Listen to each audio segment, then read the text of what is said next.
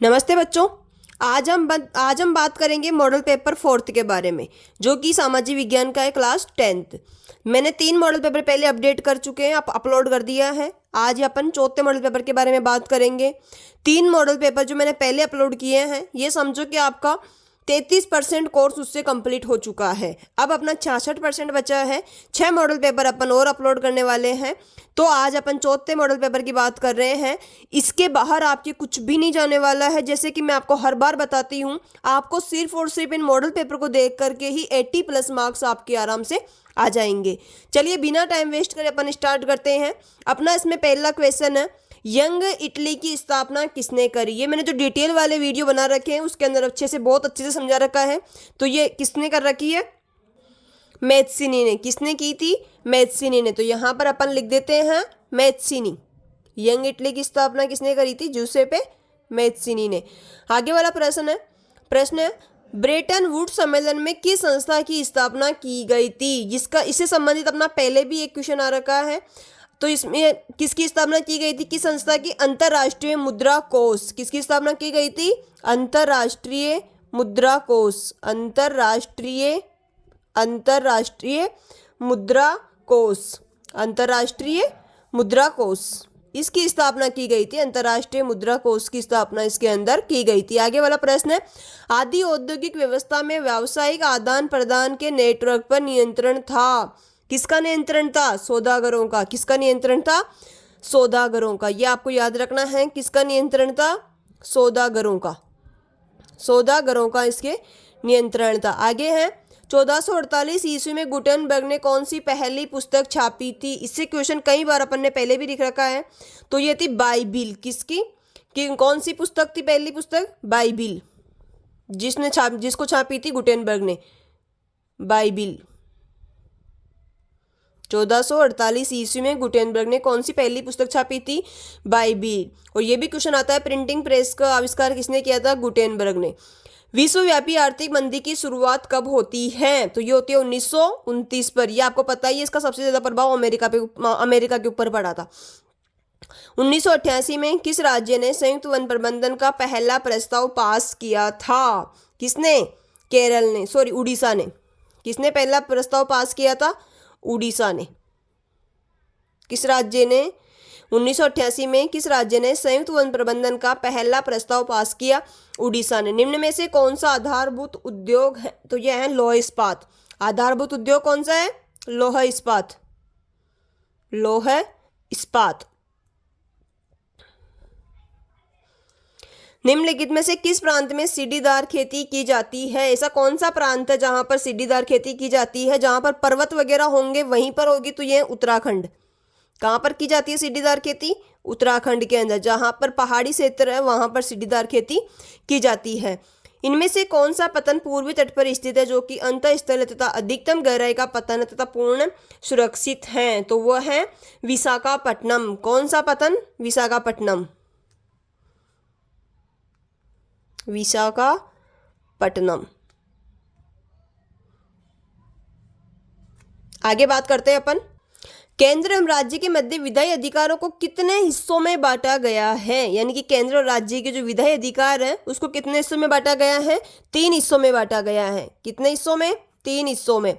Belgium की राजधानी Brussels. ये भी क्वेश्चन आ सकता है, बेल्जियम की राजधानी का नाम क्या है? तो वो है ब्रुसेल्स। के अधिकतर लोग कौन सी भाषा बोलते हैं? बेल्जियम की जो राजधानी है जिसका नाम है ब्रुसेल्स, उसके जो अधिकतर लोग कौन सी भाषा बोलते हैं? तो फ्रेंच। कौन सी भाषा बोलते हैं? फ्रेंच। फ्रेंच भाषा बोलते हैं। 2011 में देश की आबादी में अनुसूचित जातियों का हिस्सा है। कितना है? ये आपको याद होना चाहिए, 16.6% हिस्सा है। 2011 में देश की आबादी में अनुसूचित जातियों का हिस्सा कितना है? 16.6%। राजनीतिक दलों का पंजीकरण और मान्यता कौन प्रदान करता है? तो ये करता है चुनाव आयोग। कौन करता है? चुनाव आयोग। या अपन निर्वाचन आयोग भी आप इसको कह सकते हैं। चुनाव आयोग या फिर निर्वाचन आयोग, इसी के साथ में आप निर्वाचन आयोग भी लिख सकते हैं। राजनीतिक दलों का पंजीकरण और मान्यता कौन प्रदान करता है? चुनाव आयोग या फिर निर्वाचन आयोग।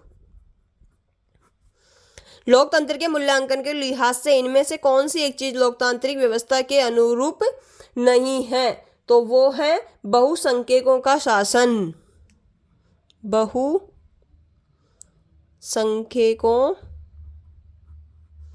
का शासन। मध्य आय वर्ग वाला देश कौन सा है? भारत। मध्य आय वर्ग वाला देश कौन सा है? भारत।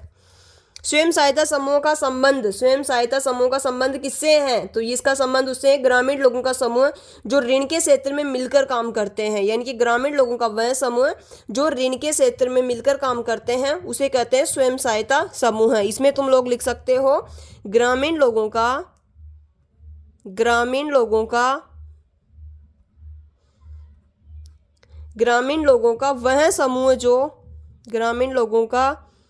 वह समूह जो ऋण के क्षेत्र में मिलकर कार्य करते हैं। ऋण के क्षेत्र में मिलकर कार्य करते हैं उसे स्वयं सहायता समूह का संबंध है। मिलकर कार्य करते हैं यानी कि ग्रामीण लोगों का वह समूह जो ऋण के क्षेत्र में मिलकर कार्य करते हैं उसका संबंध किससे है? स्वयं सहायता समूह से। विश्व की सबसे बड़ी मोटर गाड़ी निर्माता कंपनी कौन सी है? Very very important. तो फोर्ड मोटर्स। कौन सी है? फोर्ड मोटर्स विश्व की सबसे बड़ी मोटर गाड़ी निर्माता कंपनी है ये फोर्ड मोटर्स।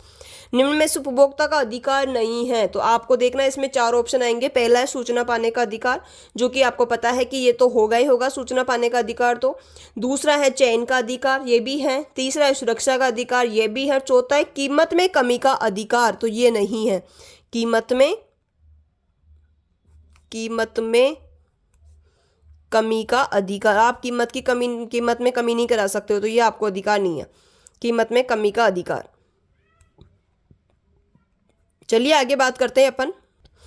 18 मई 1848 को गठित जर्मन असेंबली को किस नाम से जाना जाता है? जर्मनी में जो असेंबली घोषित की गई थी उसको कहते हैं फ्रैंकफर्ट संसद। क्या कहते हैं? फ्रैंकफर्ट संसद। दूसरा पेन यूज करते हैं अपन इसमें, फ्रैंकफर्ट। जो जर्मन असेंबली थी उसको कहते थे फ्रैंकफर्ट संसद।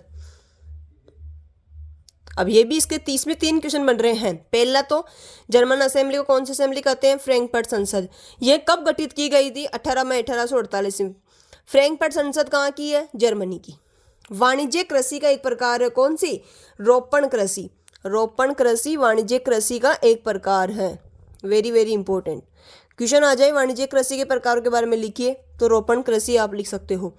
देश में पाइपलाइन परिवहन के कितने जाल प्रमुख? 3 प्रमुख जाल है। कितने जाल है? 3 प्रमुख जाल है। लोकतांत्रिक सरकारों में फैसले लेने में किसकी अपेक्षा ज़्यादा समय लगता है? तानाशाही की अपेक्षा। तानाशाही जो गवर्नमेंट बनती है, जैसे राजा का बेटा राजा होगा तो उसमें कहीं का समय लगेगा, लेकिन इसके अंदर लोकतंत्र में तो चुनाव होंगे, इलेक्शन होंगे, निर्वाचन आयोग इलेक्शन करवाएंगे, उसके बाद में बहुमत जिसको आएगा उसकी सरकार बनेगी। तो इसमें बहुत सारे स्टेप होते हैं, तो इसमें ज़्यादा समय लगता है तानाशाही सरकार की अपेक्षा। कपास एक प्राकृतिक उत्पाद है और कपड़ा एक कौन सा है? विनिर्मित उत्पाद है। कपड़ा एक कौन सा उत्पाद है? विनिर्मित उत्पाद है। कपास तो एक प्राकृतिक उत्पाद है और कपड़ा विनिर्मित उत्पाद है। आगे वाला प्रश्न, विभिन्न देशों के बीच परस्पर संबंध और तीव्र एकीकरण की प्रक्रिया क्या कहलाती है? वैश्वीकरण। क्या कहलाती है? वैश्वीकरण। योहान गुटेनबर्ग ने किस यंत्र का आविष्कार किया था? योहान गुटेनबर्ग ने किस यंत्र का आविष्कार किया था? Printing press.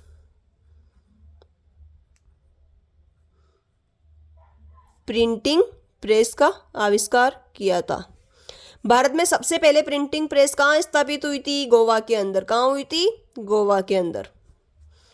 फ्रांस के उन 2 विचारकों और लेखकों के नाम लिखिए जिनके लेखों ने फ्रांसीसी क्रांति के लिए अनुकूल परिस्थिति उत्पन्न की। मैंने फ्रांसीसी जो लेसन है उसके अंदर अच्छे से बता रखा है, लेकिन फिर भी वहाँ बता देती हूँ मैं आपको। एक तो है वोल्टेयर और दूसरा है रूसो।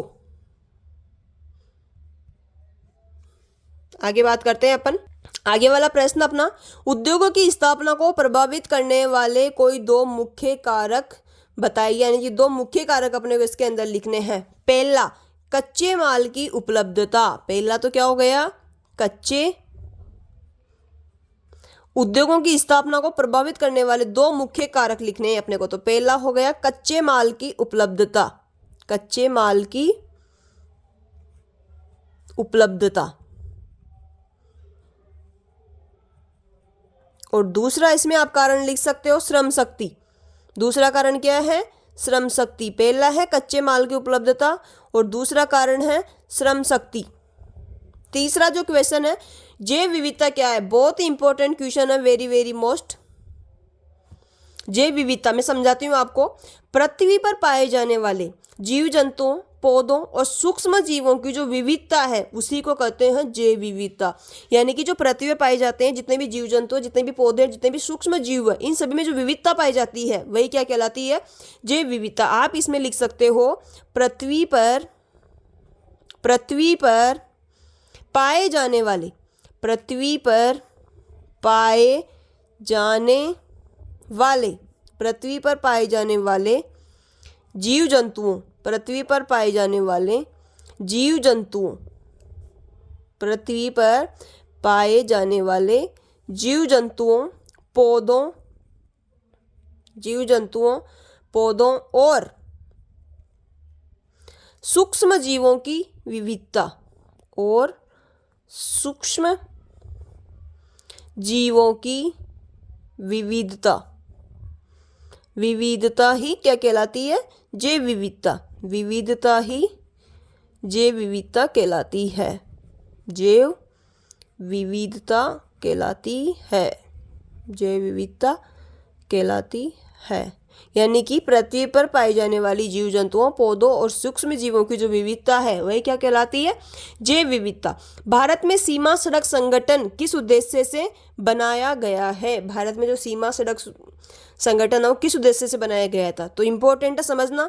1960 में उत्तर तथा उत्तर पूर्वी, जैसे ये हैं तो ये उत्तर और ये उत्तर पूर्वी, उत्तर तथा उत्तर पूर्वी क्षेत्रों में सामरिक महत्व की सड़कों का विकास करने हेतु भारत में सीमा सड़क संगठन बनाया गया था। कब बनाया गया था, 1960 में। तो 1960 में उत्तर तथा उत्तर पूर्वी, 1960 में उत्तर तथा उत्तर पूर्वी, उत्तर तथा उत्तर पूर्वी क्षेत्रों में, उत्तर तथा उत्तर पूर्वी क्षेत्रों में सामरिक महत्व, 1960 में उत्तर तथा उत्तर पूर्वी क्षेत्रों में सामरिक महत्व की सड़कों का विकास, सामरिक महत्व की सड़कों का विकास करने हेतु, सड़कों का विकास करने हेतु, सड़कों का विकास करने हेतु भारत में सीमा सड़क संगठन बनाया गया था। विकास करने हेतु भारत में सीमा सड़क संगठन बनाया गया था। चलिए आगे बात करते हैं। बेल्जियम के नेताओं ने 1970 से 1993 के बीच अपने संविधान में कितने संशोधन किए थे, यानी कि जो बेल्जियम के नेता थे उन्होंने 70 से 93 के बीच में कितने संशोधन किए थे, 4 संशोधन किए थे। कितने संशोधन किए, 4। 2019 के लोकसभा निर्वाचन में महिला सांसदों की संख्या कितने परसेंट थी, वेरी वेरी इंपॉर्टेंट, 14.36%। कितने परसेंट थी, 14.36%। आगे वाला प्रश्न, पारदर्शी प्रक्रिया से क्या अभिप्राय है, बहुत ही ज़्यादा इंपॉर्टेंट है। वह प्रक्रिया, पारदर्शी प्रक्रिया का मतलब वह प्रक्रिया जिसमें लोकतंत्र के निर्णय कायदे कानून के अनुसार लिए जाते हैं उसे ही कहते हैं पारदर्शी प्रक्रिया। यानी कि वह प्रक्रिया जिसमें लोकतंत्र के निर्णय, वह प्रक्रिया जिसमें लोकतंत्र के निर्णय कायदे कानून के अनुसार लिए जाते हैं, निर्णय कायदे कानून के साथ लिए जाते हैं, वही कहलाती है पारदर्शी प्रक्रिया। यानी कि वह प्रक्रिया जिसमें लोकतंत्र के निर्णय कायदे कानून के अनुसार लिए जाते हैं उसे कहते हैं पारदर्शी प्रक्रिया। मांग जमा क्या होती है, वेरी वेरी इंपॉर्टेंट। तो अपन जो बैंक में राशि जमा करवाते हैं और उसको जब चाहे नकद अथवा चेक के द्वारा निकलवाए जा सकते हैं उसे कहते हैं मांग जमा राशि। तो ऐसी बैंक जमा राशि, मांग जमा राशि क्या होती है, ऐसी बैंक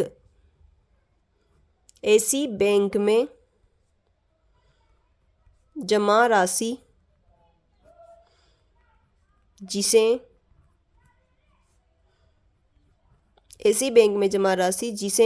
जब चाहे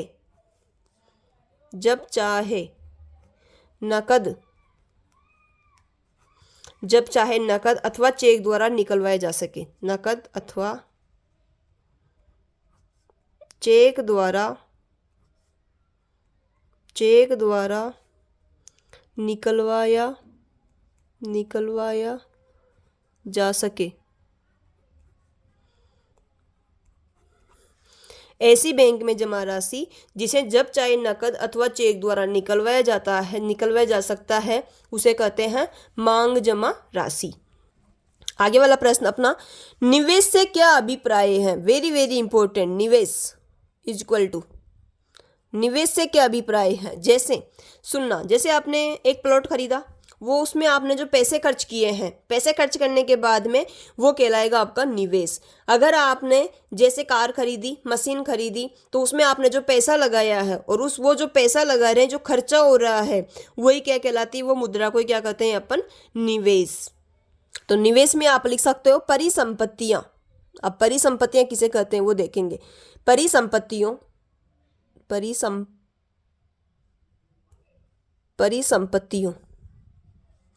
जैसे, परिसंपत्तियों में क्या क्या आएगा, जैसे भूमि, आपने प्लॉट खरीदा, जमीन खरीदी, या फिर किसी प्रकार का मकान खरीदा, भवन खरीदा, भूमि भवन, या फिर कोई मशीन खरीदी, मशीन, तथा परिसंपत्तियों जैसे भूमि भवन मशीन तथा अन्य उपकरणों की खरीद में, तथा अन्य उपकरणों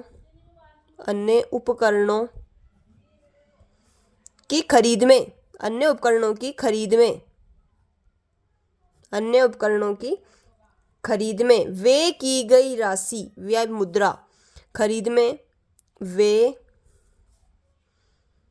की गई मुद्रा को निवेश कहते हैं। बहुत ईजी है। जैसे आपके पापा ने कोई प्लॉट लिया या कोई भूमि ली और उसमें जो पैसा खर्च किया गया है, तो वही क्या कहलाता है, निवेश। हॉलमार्क से आप क्या समझते हैं, ये भी बहुत ही अच्छा है। जैसे अपन ज्वेलरी खरीदते हैं, गोल्ड या चांदी या जो भी सिल्वर वगैरह, तो उसमें एक चिन्ह लगता है हॉलमार्क, जिसको कहते हैं मुहर। वो हॉलमार्क जो चिन्ह लगता है एक प्रमाणिक चिन्ह है जो आभूषणों की शुद्धता। जैसे आपने अगर वो हॉलमार्क लगा के सोना लिया है, जैसे आपने 24 कैरेट में लिया है तो 24 कैरेट का हॉलमार्क लगेगा उसमें, 22 कैरेट का लिया है तो 22 कैरेट का लगेगा। तो उसमें आप जब भी किसी भी सुनार को अगर वापस लौटाते हो तो उसी के अकॉर्डिंग आपके पैसे लगते हैं। कई बार अगर अपन हॉलमार्क नहीं लगाते हैं तो सुनार क्या करते हैं, 22 कैरेट का तो अपने को देता है सोना और उसको वापस लेता है 18 कैरेट में, तो ये, या 20 कैरेट में। तो ये अपने को पता होना चाहिए हॉलमार्क। जब भी अपने को गोल्ड वगैरह खरीदना है तो उसमें अपने को हॉलमार्क लगा के ही लेना चाहिए। यानी कि हॉलमार्क क्या है, एक प्रमाणिक, हॉलमार्क क्या है, एक प्रमाणिक, हॉलमार्क क्या है, एक प्रमाणिक चिन्ह, एक प्रमाणिक चिन्ह है जो आभूषणों की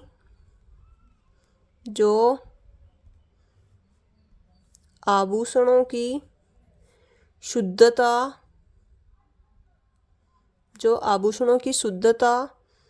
और गुणवत्ता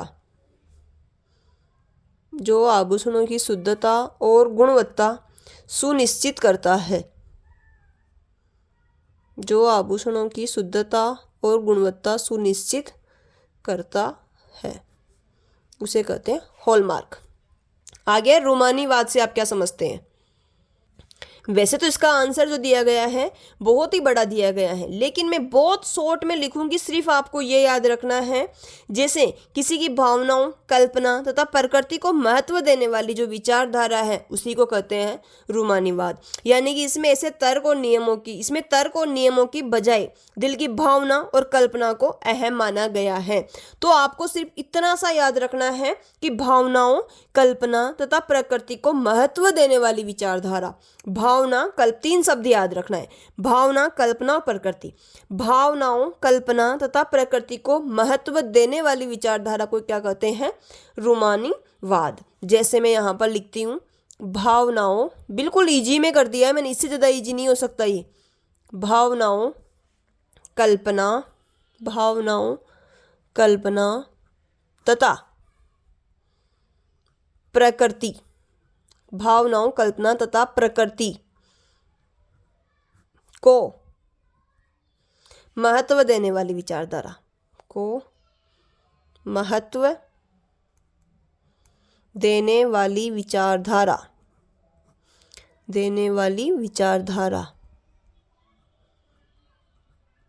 विचारधारा ही रूमानीवाद कहलाती है। रूमानीवाद किसे कहते हैं? भावनाओं, कल्पना तथा प्रकृति को महत्व देने वाली विचारधारा को ही रूमानीवाद कहते हैं। बहुत ही इजी लाइन में कर दिया, इससे ज़्यादा इजी नहीं हो सकता है। चलिए आगे बात करते हैं, केनोल कॉलोनी से आपके अभिप्राय है। ये भी मैंने बहुत इजी तरीके से लिख के दिया है। वैसे आपका जो आंसर है बहुत डिफिकल्ट है, आपको समझ में नहीं आने वाला है, लेकिन इसको आप एक बार देखने के बाद ही आपको कंप्लीट याद हो जाएगा। तो केनोल कॉलोनी देखता हूँ, मैं सब शॉर्ट में समझाती हूँ आपको। केनोल कॉलोनी वह क्षेत्र होता है जहां नहरों के निर्माण के बाद सिंचाई के लिए नई बसाहटें विकसित हो जाती है, वही कहलाती है केनोल कॉलोनी। जहां पर नहर आ रही है, नहर के बाद में वहां पर बसावट तो होगी क्योंकि अच्छा जब कारोबार चलेगा, कृषि वगैरह जब अच्छी होगी तो वहां पर नई बसावट होगी, और उसी को कहते हैं केनोल कॉलोनी। यानी कि केनोल कॉलोनी वह क्षेत्र होता है, केनोल कॉलोनी वह क्षेत्र होता है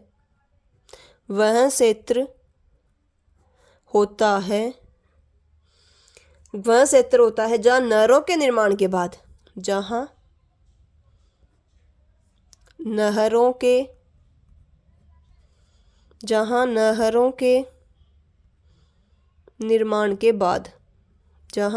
के निर्माण के बाद सिंचाई के लिए, नहरों के निर्माण के बाद सिंचाई के लिए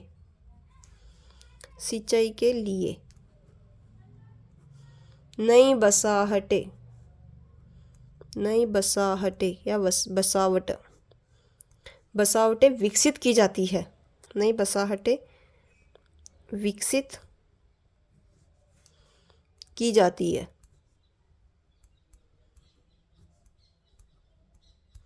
उसे ही कहते हैं केनोल कॉलोनी। यानी कि केनोल कॉलोनी वह क्षेत्र होता है जहां नहरों का निर्माण के बाद सिंचाई के लिए नई बसाहटें विकसित की जाती है, उसे कहते हैं केनोल कॉलोनी। रूमानीवाद मैंने बहुत अच्छी तरीके से समझा दिया आपको।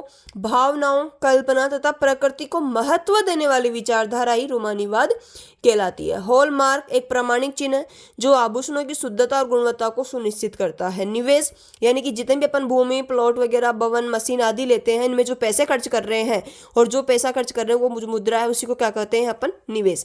पहाड़ी क्षेत्रों में मृदा अपरदन को रोकने के लिए क्या कदम उठाने चाहिए? पहली चीज तो बताती हूँ मैं इसमें, यानी कि पहाड़ी क्षेत्रों में अपन ने बात करी थी पहले सीढ़ीदार नुमा खेत, कहाँ पर? तो वह पहाड़ी क्षेत्रों में यानी कि उत्तराखंड में। तो पहला तो ये हो गया कि सीढ़ी नुमा खेत अपनाना चाहिए, सीढ़ी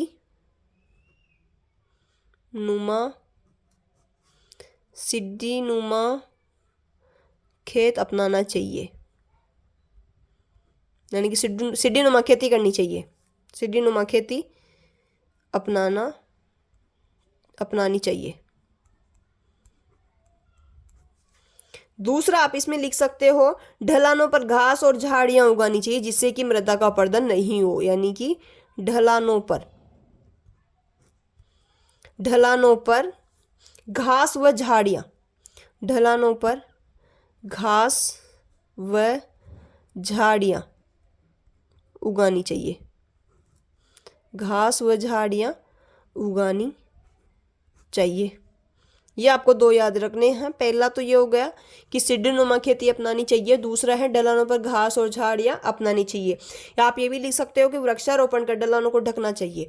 तो ये दो भी लिख दोगे तो भी काफ़ी है कि पहाड़ी क्षेत्र में मृदा अपरदन को रोकने के लिए क्या क्या कदम उठाने चाहिए। पहला तो हो गया सीढ़ीदार नुमा जो खेती है उसको अपनानी चाहिए। दूसरा है जब ढलान होते हैं तो ढलानों पर घास और झाड़ियाँ उगानी चाहिए। चलिए आगे बात करते हैं अपन। आगे 7वां प्रश्न अपना, गहन जीविका कृषि से आप क्या समझते हैं, स्पष्ट कीजिए। मैं फिर बार बार कह रही हूँ आपको कि आपको सिर्फ और सिर्फ ये मॉडल पेपर याद रखने हैं। ऑलमोस्ट पूरे टाइम मिलाकर के भी 9 मॉडल पेपर के पूरा टाइम अपन अगर जोड़ते हैं तो लगभग 7-7.5 घंटे हो रहे हैं। 7.5 घंटों में आप आराम से ये मानो कि 10th में 80+ मार्क्स ला सकते हो। उससे ज़्यादा कहीं भी आपको नहीं पढ़ा सकते हैं इतने ईजी तरीके से। तो अब आपको इतना तो पढ़ना ही होगा, इतनी मेहनत तो आप कर ही सकते हो। गहन जीविका कृषि से आप क्या समझते हैं, स्पष्ट कीजिए। तो यह वह कृषि है जिसमें कम भूमि पर अधिक मेहनत और श्रम लगाकर मुख्यतः अपने परिवार की जरूरतों के लिए फसल उगाई जाती है। यानी कि जैसे किसी के पास में गरीब है, उनके पास में इतना सा ही टुकड़ा है खेती का, अब इसके अंदर वो फसल उगाएंगे जो सबसे ज़्यादा महंगी हो, भले उसमें मेहनत ज़्यादा हो लेकिन वो ज़्यादा से ज़्यादा उत्पादित हो या ज़्यादा से ज़्यादा बिके, महंगी हो। तो उस तरीके की फसल उगाएंगे जिसमें अधिक श्रम, भले कितनी मेहनत लगे, अधिक श्रम, कम भूमि में अधिक श्रम लगा करके परिवार की ज़रूरतों को पूरी करना, तो उसे कहते हैं गहन जीविका कृषि। यानी कि आप इसमें लिख सकते हो कि गहन जीविका कृषि वह कृषि है जिसमें, गहन जीविका कृषि वह कृषि है जिसमें, वह कृषि है जिसमें, वह कृषि है जिसमें कम भूमि, जिसमें कम भूमि पर, जिसमें कम भूमि पर अधिक मेहनत और, कम भूमि पर अधिक मेहनत, अधिक मेहनत और श्रम लगाकर, अधिक मेहनत और श्रम लगाकर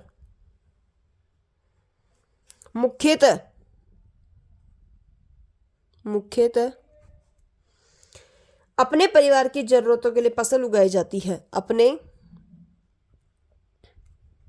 परिवार की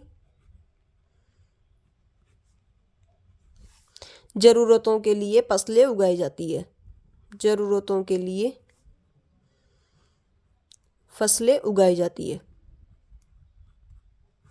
फसलें उगाई जाती है, उसे कहते हैं गहन जीविका कृषि। यानी कि वह कृषि जिसमें कम भूमि पर अधिक मेहनत कर और श्रम लगाकर मुख्यतः अपने परिवार की जरूरतों के लिए फसलें उगाई जाती है, उसे कहते हैं गहन जीविका कृषि।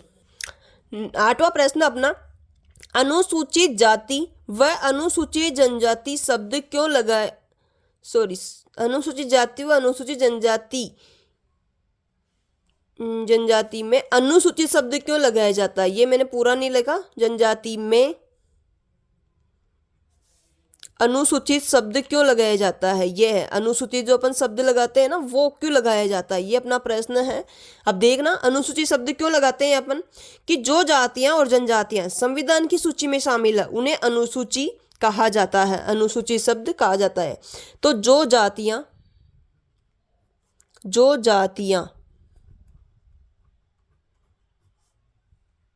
और जनजातियां, और जो जातियां और जनजातियां, जो जातियां और जनजातियां संविधान की सूची में,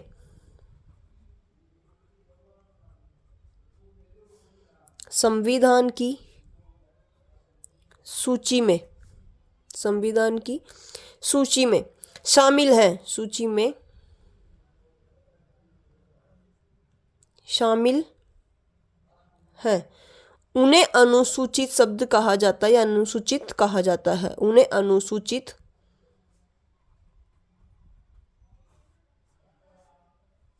कहा जाता है। सीधी सी बहुत इजी तरीके से कर दिया है मैंने, इतना भी लिख दोगे तो आपके पूरे से पूरे नंबर आएंगे। यानी कि जो जातियां और जनजातियां संविधान की सूची में शामिल है उसे क्या कहते हैं, अनुसूचित कहा जाता है। अपना क्वेश्चन है कि जो अनुसूचित जाति और अनुसूचित जनजाति, इसमें ये अनुसूचित शब्द क्यों लिखा जाता है, तो इसका मतलब यह है कि ऐसी जातियां या जनजातियां जो संविधान की सूची में शामिल है उसे अनुसूचित कहा जाता है। आगे वाला अपना प्रश्न, श्रीलंका में सरकार की नीतियों के कारण सिंगली व तमिल समुदाय में संबंध खराब हुए, यानी कि एक तो सिंगली समुदाय है वहां पर और एक तमिल समुदाय है। तो इन दोनों के संबंध जब खराब होते हैं तो इसमें कौन सी ऐसी दो नीतियां हैं जिसकी वजह से सिंगली समुदाय और तमिल समुदाय के बीच में संबंध खराब होते हैं। चलिए सबसे पहले अपन बात करते हैं पहली नीति पर। तो 1956 में श्रीलंका की सरकार ने सिंगली भाषा को राष्ट्रीय भाषा के रूप में लागू किया। पहली बात समझना आप, जब 1956 में श्रीलंका की सरकार ने सिंगली भाषा को राष्ट्रीय भाषा के रूप में लागू किया, जिससे तमिल भाषा को कम महत्व मिला और तमिल समुदाय में असंतोष फैल गया। यानी कि 1956 में श्रीलंका की सरकार ने 1956 में श्रीलंका की सरकार ने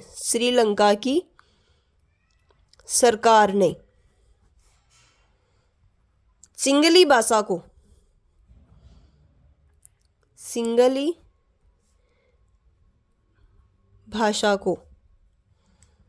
राष्ट्रीय भाषा के रूप में लागू किया। सिंगली भाषा को राष्ट्रीय भाषा के रूप में लागू किया।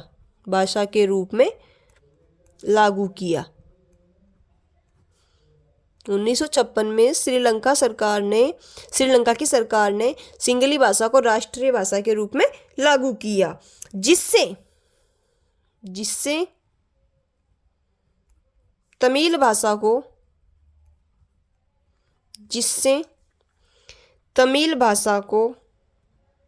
कम महत्व मिला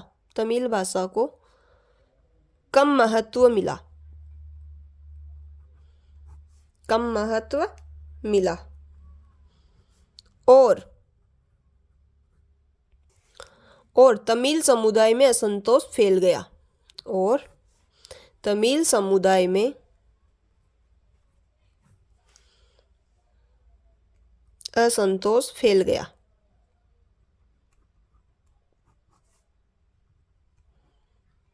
पहला पॉइंट अच्छे से समझना, 1956 में श्रीलंका की सरकार ने सिंगली भाषा को राष्ट्रीय भाषा के रूप में लागू किया, जिससे क्या होता है कि तमिल भाषा को कम महत्व मिला और तमिल समुदाय में असंतोष फैल गया। दूसरा कारण, श्रीलंका की सरकार ने शिक्षा और रोजगार में सिंगली समुदाय को प्राथमिकता देने की नीति अपनाई, जिससे तमिल समुदाय में असंतोष व्याप्त हुआ। यह भी गलत हुआ। तो श्रीलंका की सरकार ने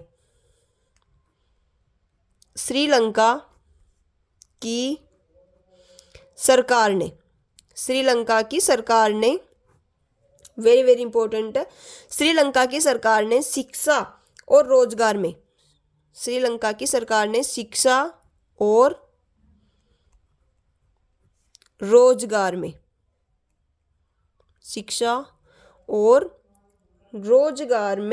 सिंगली समुदाय को प्राथमिकता देने की नीति बनाई। सिंगली समुदाय को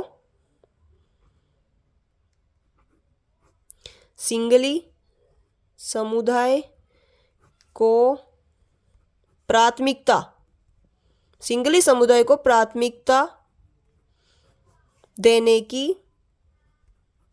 की नीति बनाई,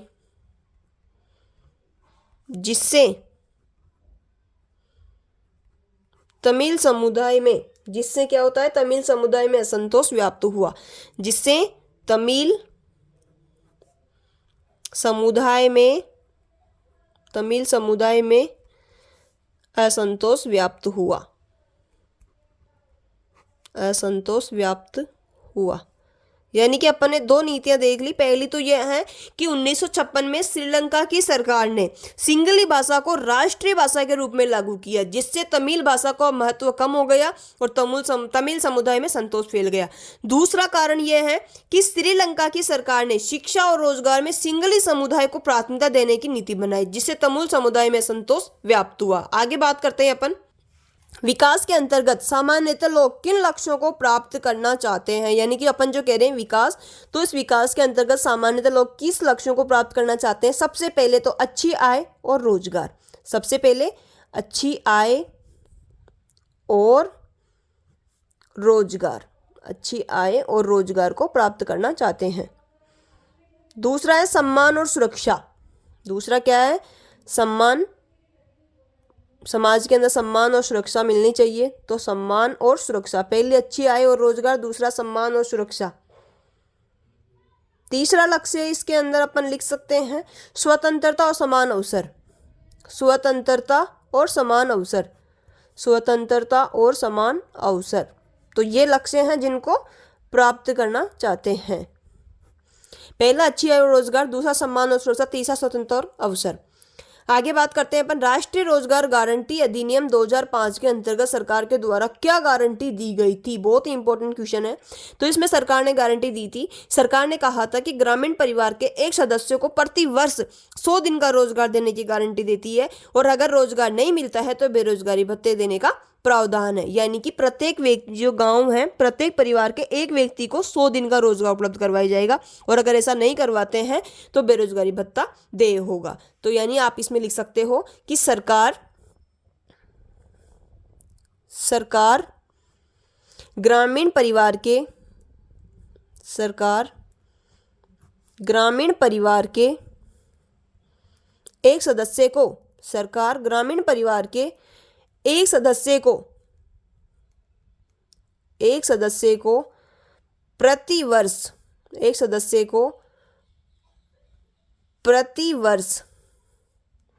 100 दिन का, प्रति वर्ष 100 दिन का रोजगार देने की गारंटी देती है, देने की गारंटी देती है।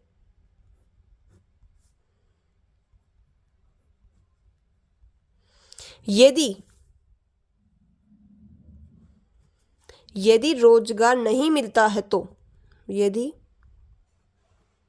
रोजगार नहीं मिलता है तो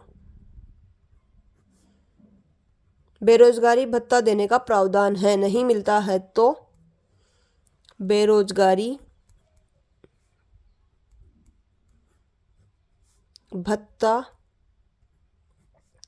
देने का प्रावधान है।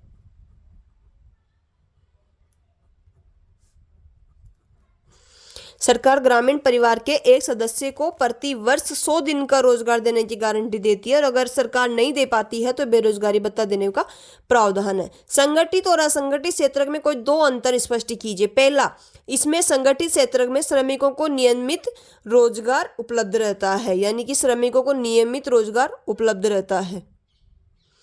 इसमें अनियमित कभी मिलता है और कभी नहीं मिलता है। अनियमित रोजगार कभी मिल भी जाए और कभी नहीं भी मिले असंगठित क्षेत्र में। इसमें आप दूसरा लिख सकते हो कि इसके ऊपर सरकार का नियंत्रण रहता है। किसका नियंत्रण रहता है? सरकार का नियंत्रण, सरकार ध्यान रखती है पूरा। और इसमें आप लिख सकते हो सरकार का नियंत्रण नहीं रहता, सरकार का नियंत्रण नहीं रहता, नियंत्रण नहीं रहता है।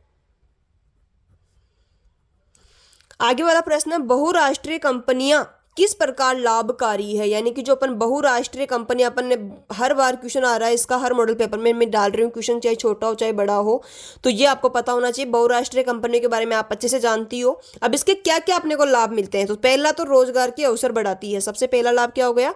रोजगार के अवसर बढ़ाती है, रोजगार के अवसर बढ़ाती है। दूसरा हो गया उत्पादन और गुणवत्ता में सुधार होता है। उत्पादन और गुणवत्ता में, अब दो बहुराष्ट्रीय कंपनियों को आपको कमेंट में लिखना है कि दो बहुराष्ट्रीय कंपनियां कौन कौन सी है, उनके नाम आपको कमेंट में लिखना है। उत्पादन और गुणवत्ता में सुधार होता है,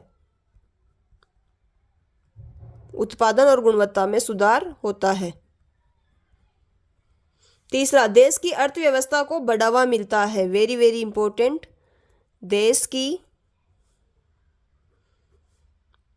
अर्थव्यवस्था को, देश की अर्थव्यवस्था को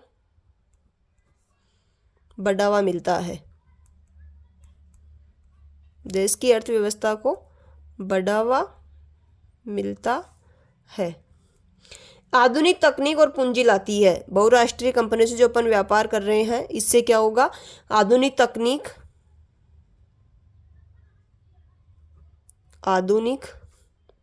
तकनीक का विस्तार होता है, ये भी लिख सकते हो, आधुनिक तकनीक का विस्तार होता है। 4 अपने लाभ लिख लिया अपन ने इसके अंदर। पहला है रोजगार के अवसर बढ़ाती है बहुराष्ट्रीय, आपको कमेंट में लिखना है 2 बहुराष्ट्रीय कंपनियां कौन कौन सी है। रोजगार के अवसर बढ़ाती है, उत्पादन और गुणवत्ता में सुधार होता है, देश की अर्थव्यवस्था को बढ़ावा मिलता है, आधुनिक तकनीक का विस्तार होता है। संगठित में वही याद रखना है, श्रमिकों को नियमित रोजगार उपलब्ध होता है और असंगठित में अनियमित रोजगार उपलब्ध होता है। संगठित में सरकार का नियंत्रण रहता है और असंगठित में सरकार का नियंत्रण नहीं रहता है। विकास के बारे में अपन ने बात कर ली है। लोग किन लक्ष्यों को प्राप्त करना चाहते हैं, अच्छी आय और रोजगार, सम्मान और सुरक्षा, स्वतंत्रता और अवसर। राष्ट्रीय रोजगार गारंटी 2005 के अंतर्गत सरकार के द्वारा क्या गारंटी दी जाती है कि प्रत्येक परिवार के एक सदस्य को प्रतिवर्ष 100 दिन का रोजगार देने की गारंटी देती है और अगर रोजगार नहीं मिलता है तो बेरोजगारी भत्ता देने का प्रावधान है। चलिए आगे बात करते हैं अपन। श्रीलंका वाला मैंने अच्छे से समझा दिया है आपको। इसमें 2 नीतियां थी कि श्रीलंका सरकार ने सिंगली भाषा को राष्ट्रीय भाषा के रूप में लागू किया, जिससे तमिल भाषा के लोग नाराज हो गए, और इसमें शिक्षा और रोजगार में सिंगली समुदाय को प्राथमिकता देने की नीति बनाई, जिससे भी तमिल वाले लोग नाराज हो गए हैं। तो ये अपन ने 4 मॉडल पेपर की बात कर ली है। इसको अच्छे से पढ़ना, इसके बाहर कुछ भी नहीं जाने वाला है। अगर आपने ये अच्छे से याद कर लिया तो मतलब आपके 80+ मार्क्स यानी कि 90 तक मार्क्स आपके आराम से आ जाएंगे इनको पढ़ने के बाद में। लेकिन ये आपको कंप्लीट याद होने चाहिए। पूरे मॉडल पेपर मिला करके भी 7.5-8 घंटे बनेंगे आपके।